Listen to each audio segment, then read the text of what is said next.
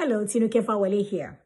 You might have noticed that this week we've shifted gears a little bit and now speaking to children of immigrants so that you can understand the perspective that your parents are coming from.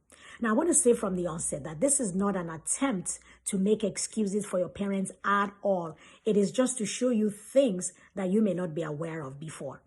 And the first thing that I would like to convey is that many times as immigrant parents, we are called on to give what we did not receive. Many of us were not taught how to communicate love in the way that you guys receive it. So many of us did not receive I love yous, hugs, and kisses from our parents. But all of a sudden we come here and we are challenged and accused of not doing the same for our children. And that means we don't love them. But that is not so. The second thing is that many of us have come from different cultures that are very different from where we live in.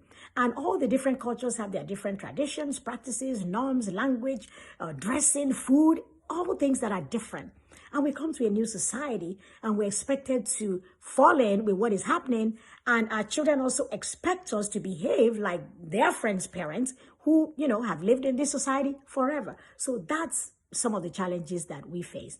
Another thing is that the rate of assimilation into the culture of parents is different from the rates for children. A lot of our children will go to school here, make friends here, work here, and all of that. And so they are part and parcel of the society. They are part of the fabric. Many of us still maintain most of our associations with our friends from our ethnic groups.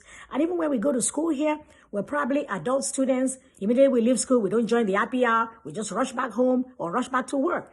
We really don't get into the society as much as our children do. And that is not something that is our fault. That is just, what the situation demands. And lastly, I think one of the most important things is that we and our children belong to different generations.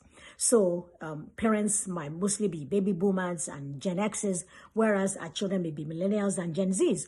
And just the different generations have the different trends, different norms and practices. And these affect people's social beliefs, ethical beliefs, and even moral beliefs, depending on the generation that you grow up in.